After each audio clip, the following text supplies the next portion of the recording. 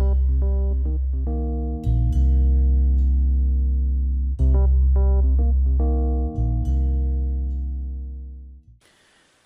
everyone, this is Matthew Mackenzie from A Caring Mind, and I'd like to say thanks for Katie for taking the time to do another collaboration with me on a very important subject on bullying. And my section will be on bullying in the workplace because it's coming from a perspective of an adult. You know, I've worked for a very long time, 20 years, been in different workplaces, and I will talk about my experiences of bullying in the workplace. We'll also cover a few other things as well, 3 sections from my my area on bullying in the workplace, and this will be on the types of bullying that can occur in the workplace. The second section will be on how bullying affects mental health and its effects on the economy, and as I mentioned before, my personal experiences of bullying and how you can cope with bullying and what you can do to combat it. So over to Katie on her section. Hi everyone, it's Katie, and today's video is a collaboration with Matthew from Caring Mind, and I'm really excited to do this video because my part of the video is all about how bullying affects mental health, and it's all about bullying in schools. I'm quite nervous for this video because bullying is something that I've had to go through my whole life, and I am still in school and it has had an impact on my mental health. It's such a difficult thing to deal with, and especially I'm in my last year of school now, and the mental health issues that bullying has left with me, I'm finding it really difficult to cope with, being in my last year of high school and stuff like that. But hopefully I can help somebody out there, and we can both help somebody out there. And in my part of the video I'm going to be sharing 3 kind of topics: types of bullying, how bullying can affect mental health, and also what to do if you are being bullied. Thank you, Katie. That was very good advice and information coming from her and her perspective, obviously from a young person. It's basically bullying that occurs during on school years. So on this part, my section will be the types of workplace bullying that can occur, and usually these take form of like people spreading rumors and hurtful gossip or face-to-face confrontations, and it may include body language, people shouting at each other, specifically name calling and mocking and ridicule, trying to damage someone's reputation. Because I want to make this video fairly brief, I'm just going to go through a list of steps, I suppose, and try and describe them on the actual types of workplace bullying, so that way you can recognize them. Now the first one I think would be like excessive monitoring, on what you call micromanagement, like you're just not letting the employee or the person that works for you get on with their job. You're excessively on their back all the time. That's a form of bullying. Another one is like you're assigning specific tasks that cannot and could not be completed by a specific deadline with unrealistic time schedules and impossible goals, in the aim of having that person fail, and that again is classified as workplace bullying. And if you look at the pattern here, notice it's coming from someone from positions from above. I will move on to the stats on bullying, and you'll be one of the stats is a lot of bullying does occur unfortunately from management. Right, so that's the second one. The third, I suppose, is withholding information from essential information from someone being able to perform their job. Again, once someone can't perform their job, obviously they're going to fail at their job. It causes fear in that person, and the cost is they could obviously lose their job because they can't complete the task. And again, that's a form of control, it's a form of workplace bullying. The fourth one, I suppose, is treating a worker differently compared to another worker or co-worker in a I suppose it could be classified as favoritism, but in we can actually look at this in other areas of bullying where it would shift onto ageism, shift on to sexism, racism, and views of religion. And this would take place where someone would favour another person because they feel that they have more in common culturally or ideally than another co-worker who they feel perhaps is of a different race, different sex, different ideals, and they will try to oust them. So again, that is classified as workplace bullying. Another one which is similar to just denying access to information, but actually denying a worker to resources in order to again complete their projects or even go for opportunities. Another form of bullying. Else have you've got humiliation is another one, where you can humiliate the person, which is a form of bullying. Playing pranks, making them a laughing stock. What else you got? Little or no feedback on how the person is doing in their work, so they don't know if they're doing the job right, which again is a form of bullying if it's excessive and they don't know how to do it on performance. In fact, it can be tweaked to say that the performance is really bad when it's passed on to higher management, where unfortunately a lot of work culture, managers can sometimes sort of flock together, and those in low positions can be pushed out because someone is saying that their performance is really poor when it's not. So that's another form of bullying. Another one, which is really serious, I've been through this myself, and I think it's quite common, is when you can threaten someone on a job loss for no minuscule reason.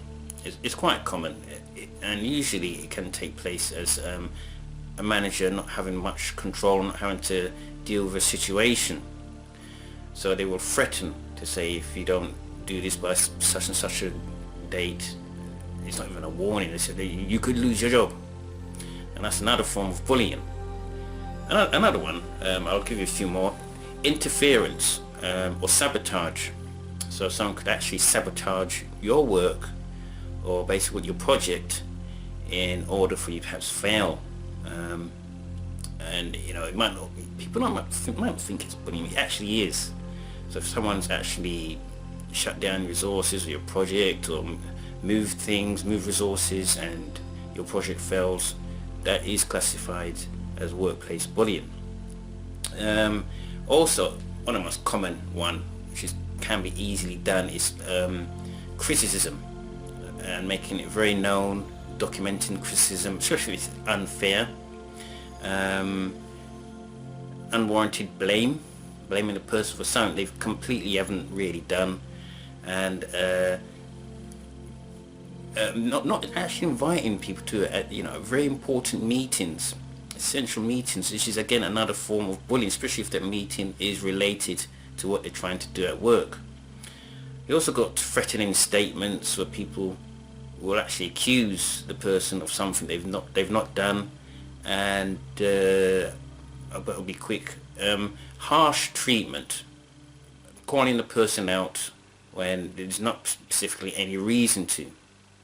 So these are the main common types of workplace bullying. Now I'll pass it on to Katie, where she'll describe more on her section. So number one, types of bullying.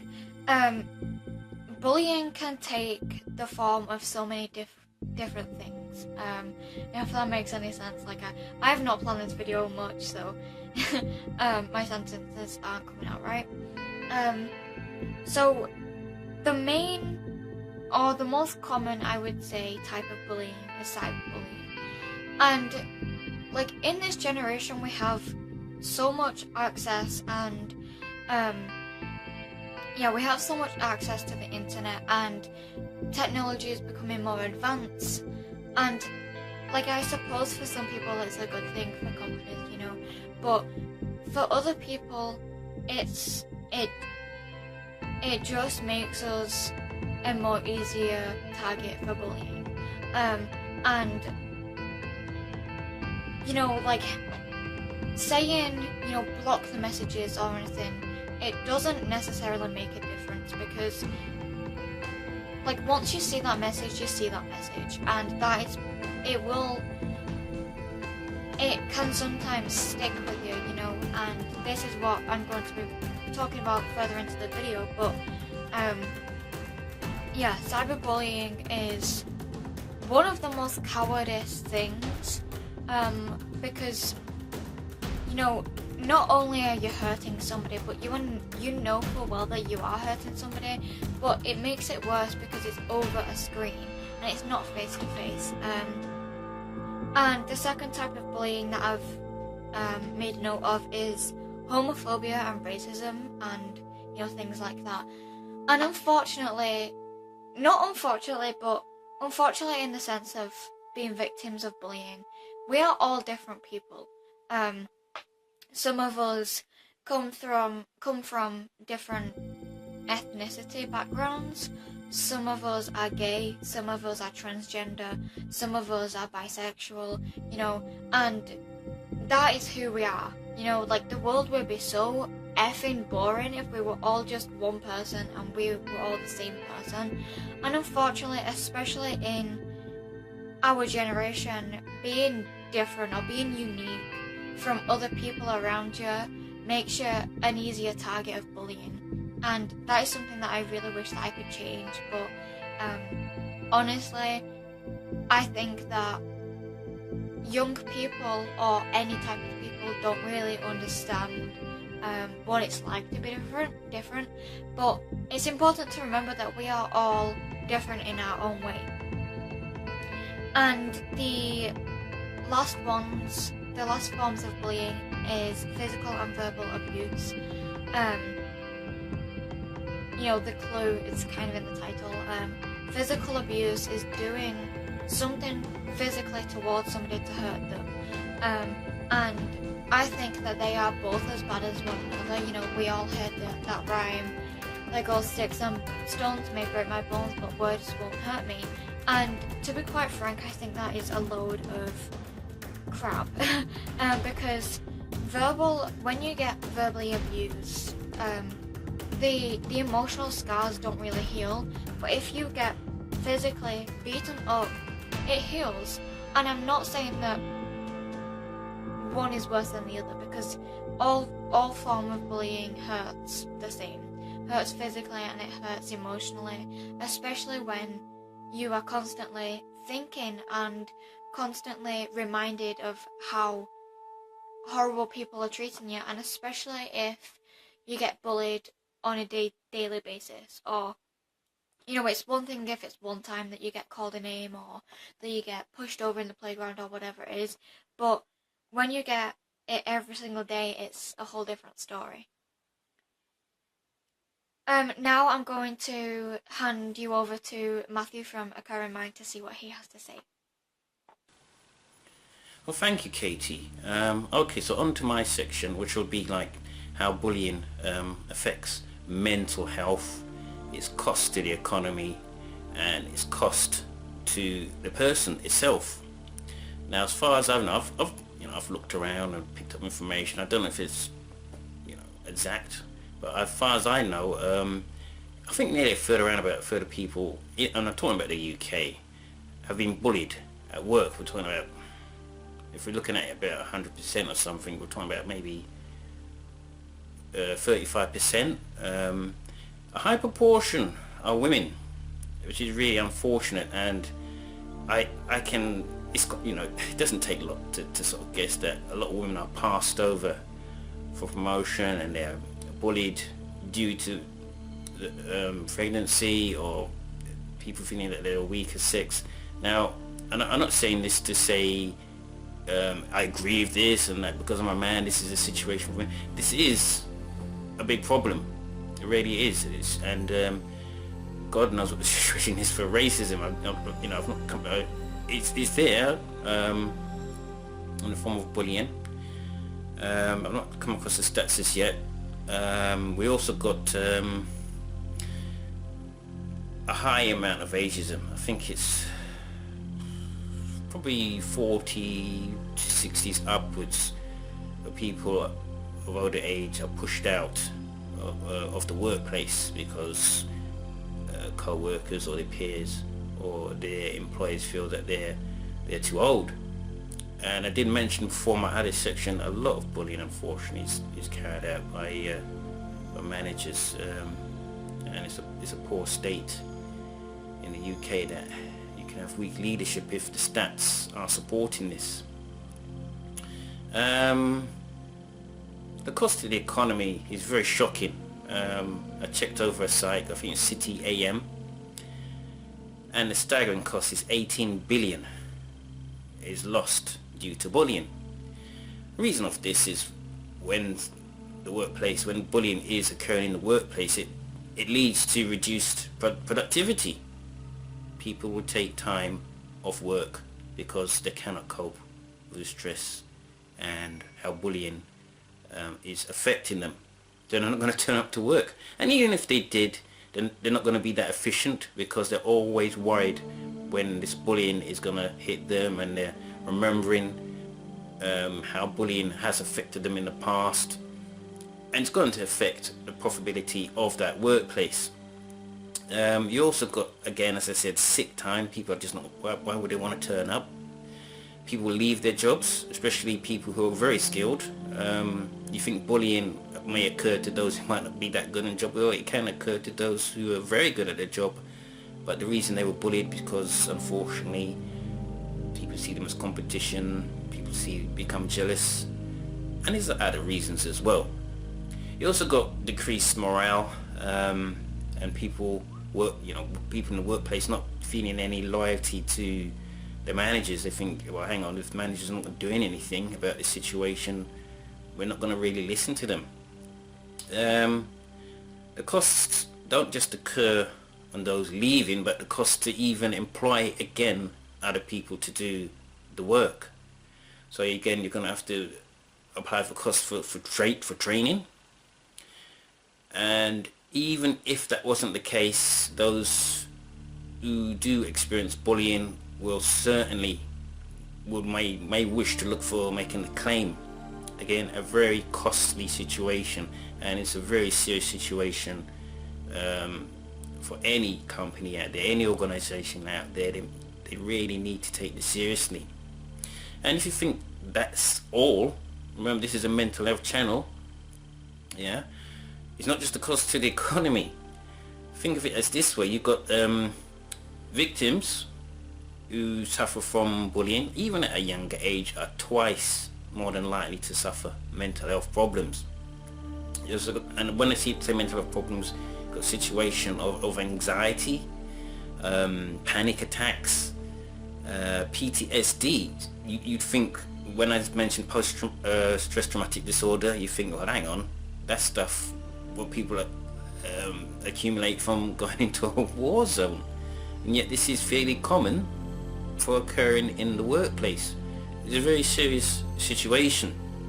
You also got those suffering from guilt because they feel we've not even done anything about this bullying. I feel guilty because I haven't done anything. Shame is another one. And you might think it's not a mental health situation, so it's shame, but it can add up. As I said, we've lost work productivity.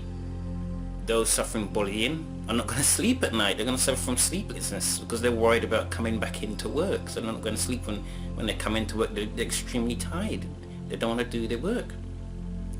Overwhelming sense of injustice, as I'm saying, they will want to take you to court. There will be people suffering bullying. If the employer or managers don't deal with this in time, workers will want to make a claim, rightly so. So it's very important that bullying in the workplace is dealt with, and there should be protocols. In fact, I'm sure it's quite common. There's many protocols out there regarding workplace bullying. We also got a situation, unfortunately, where, and this is a very sad situation, those suffering bullying may become the bullies themselves. They go home and take this out. Not all of them, but can take this out on their family. You've got abuse, not only on women, not only on the wives, but on husbands, on their partners. Take this out on the kids, and it just doesn't end there. In fact, when someone bullies, they think, well, you know, I'm bullying the person, I'm pushing them out of the job. But the repercussions are very wide, and they're very serious.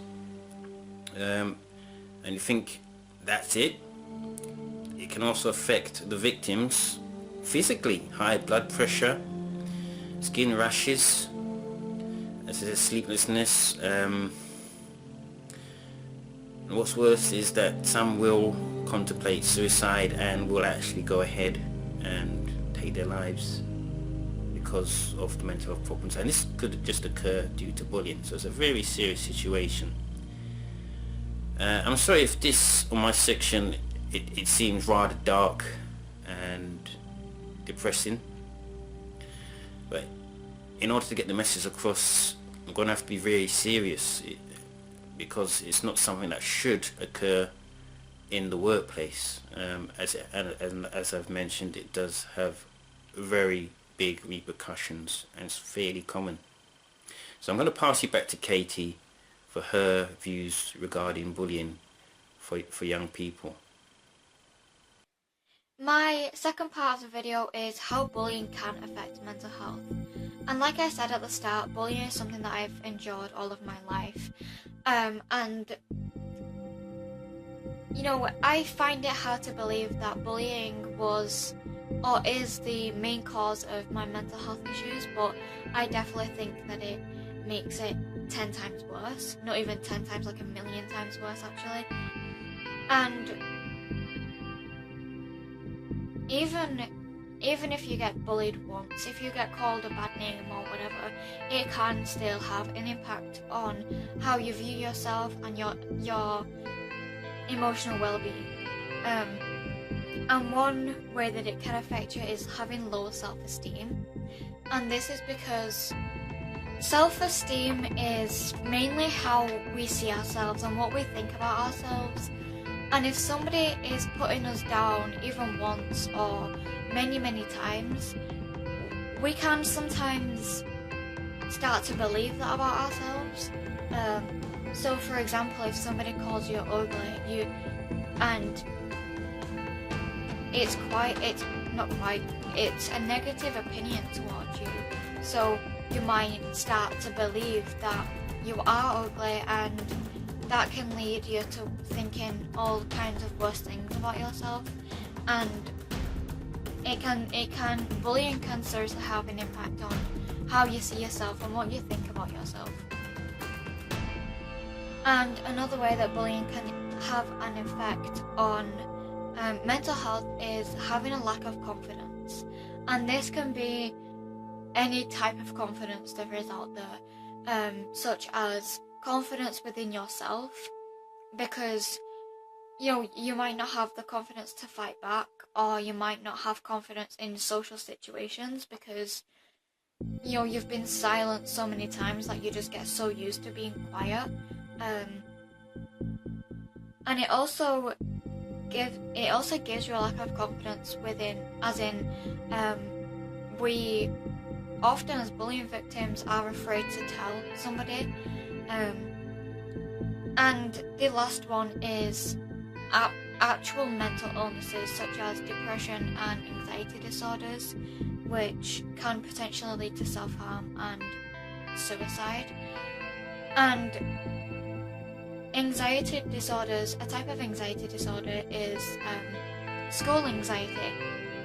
And obviously if you are being picked on or bullied in any way at school, it generates this fear of going to school, and also depression, because bullying makes you feel so bad about yourself sometimes, and because you are constantly being fed negative energy, you just do feel negative all the time and feel sad, and it's just a horrible thing to deal with. And like I said earlier, sometimes we do start to believe what people say to us in a negative way, so we take it out on ourselves because maybe we feel like it's something that we can change about ourselves that will make us not be bullied, or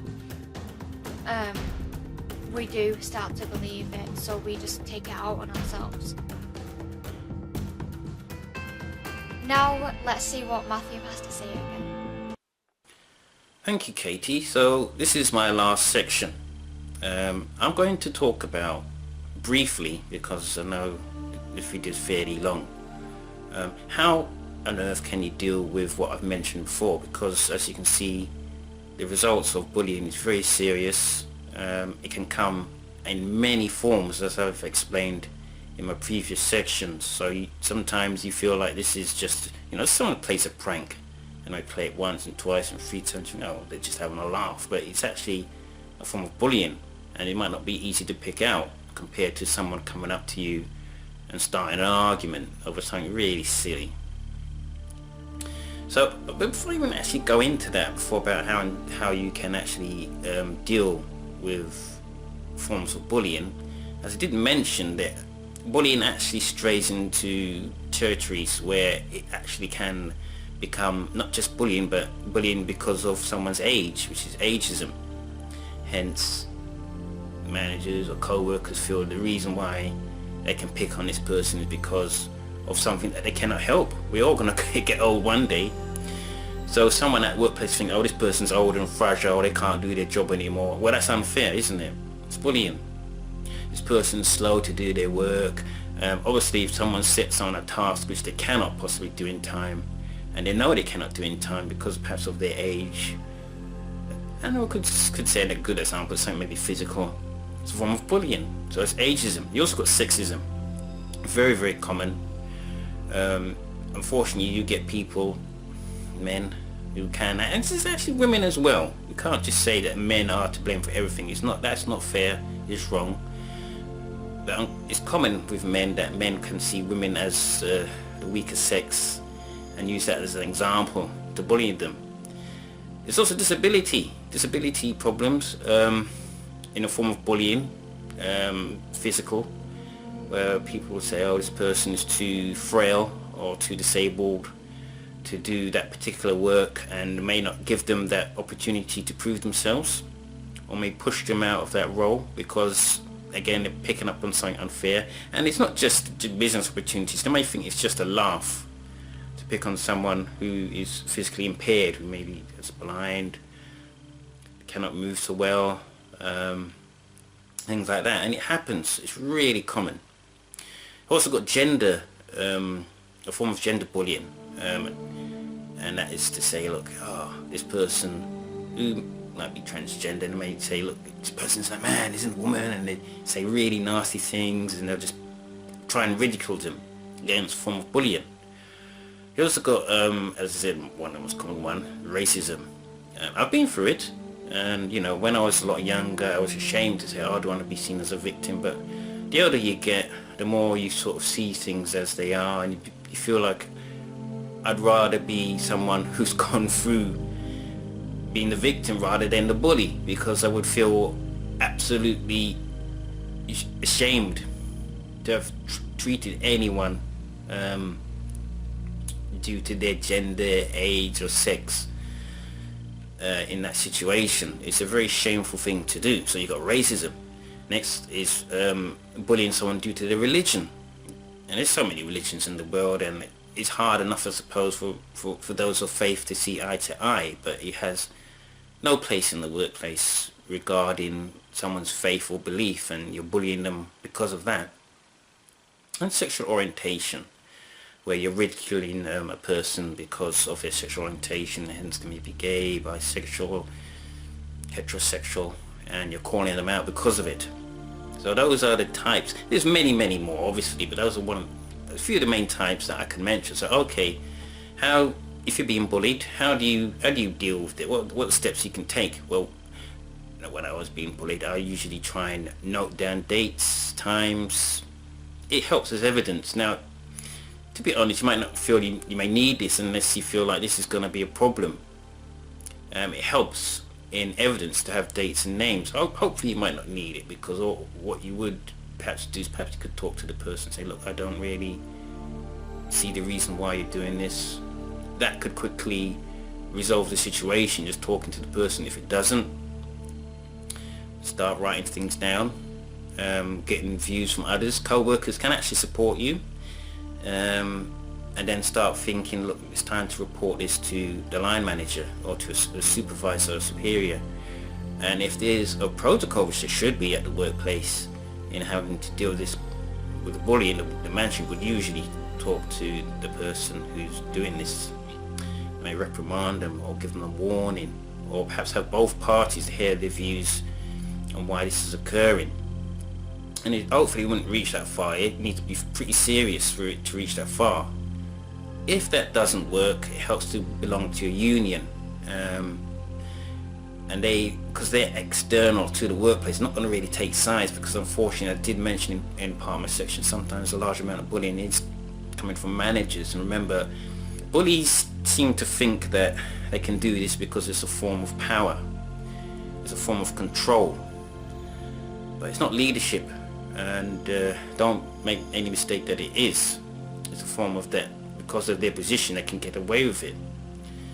And there's been many accounts where a company's paid a very high price because management has felt that they can get away with it, and they've proved wrong. Workers will make a claim and it'll cost the company a large amount of money. Not just money, it's reputation as well. As I mentioned, if that doesn't work with managers and the union is struggling, co-workers or workers or employees will perhaps feel they need to seek legal advice. That's when it's getting really serious. Or even the HR department, when I say HR, it's Human Resources Department, you can go and see them, and they will note what you're going through and see if there's ways in resolving it. If you're going through bullying, it's always good to try and look after yourself, look after your well-being. I'm not saying just look after your well-being and that's it. Obviously, you will need to try and work out how to deal with bullying, and the longer it goes on, I don't think it's not good for any of the parties. Even the bully themselves they might think it's fine, it's a laugh, they might try and have the agenda, but it serves no one any good purpose. It's not something that should be advocated anywhere.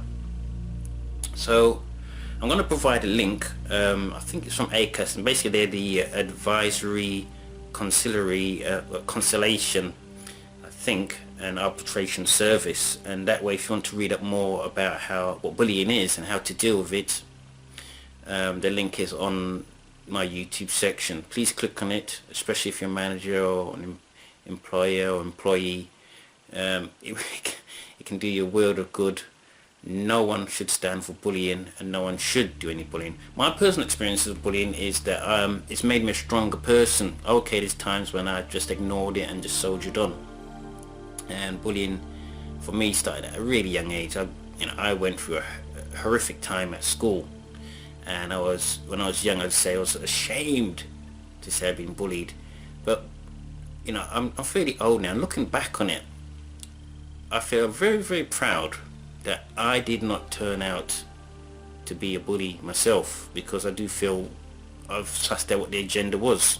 Either they were there to break you down because they think you're weak, or they'll try and bring you over to their side and try and get you into a confrontation. Now, the best way, I suppose, one way I felt was good, is just not to react in the way that they want you to react, where they'd want you to get into a fight, which is pretty stupid, or break you down mentally. And to be honest, even then, if you do get to a situation where you're mentally tormented, there is no shame in that, because the thing is, we are all trying to get on in society. We are all trying to make a way in being better people. And the reason why there's no shame in that is because if you have suffered mentally from bullying and still try and battle it out and trying to help others and trying to avoid this devastating situation that can cause mental distress to others, then you are stronger than the bully, and you will always remain stronger than the bully, because you are doing this for the betterment not only of yourself but for the community and for society. And I will pass you over to Katie to finish her final section, and we'll finish up. My final part of this video is what to do if you are being bullied in school. And bullying can happen anywhere in the world, whether it's in your job or in school, and this is mainly focusing on schools.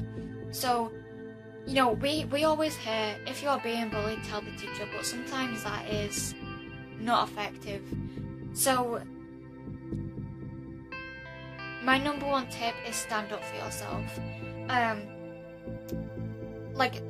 This is something that I've always struggled with, but recently, I would say in the past year, I have learned to stand up for myself, and it immediately takes away the power of them hurting you as much. Like, it still hurts, no matter what you do or no matter what you say, no matter how much you try to not think about it. It will always hurt, whatever they are doing to you. But standing up for yourself, to me, it takes away the 100% power that they have to hurt me. And it also is kind of a way for me to love myself, because if I don't stand up for myself, it's going to be constantly playing on my mind, and I'm going to be thinking, oh, maybe it's true, or maybe I should have said this, and, you know, maybe I should have said to them, actually no, that's not true, I am blank, you know, in a positive way. And number two, reach out. This doesn't necessarily have to be to somebody at school, because, like I said, going to school is not always effective, and teachers don't always listen, and I think that is because they don't really understand that the impact that bullying can have on you. But reach out to bullying victims, or reach out to friends, or even professional helplines. I know that Childline often support bullying victims, so I think that it's definitely worth reaching out to somebody like that, because they have trained online counsellors. And the last thing, it sounds a bit cheesy and kind of it's in a non-professional point of view, so how to deal with it is reach out to me, or reach out to somebody, because you aren't alone. If you are being bullied, you are not alone, and it's really important to think positive things about yourself and not become the thing that you hate. So yeah, I think that's a really important thing to do, and that leads on to my very last point, is find something that you love. Finding something that you love gives you a purpose in life, and it gives you a sense of who you are, and it can also, when you go home, and if you take the negativity and if you take the bullying home with you,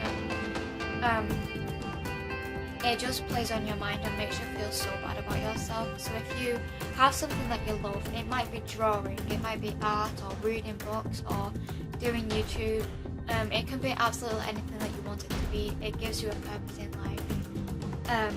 And on that note, thank you guys for watching, and this is the end of my part of the video. So it was quite frightening doing this, because, like I said, I am a victim of bullying, and I am still dealing with the issues that bullying has caused me, but I am strong and I am going to get through it, and so are you.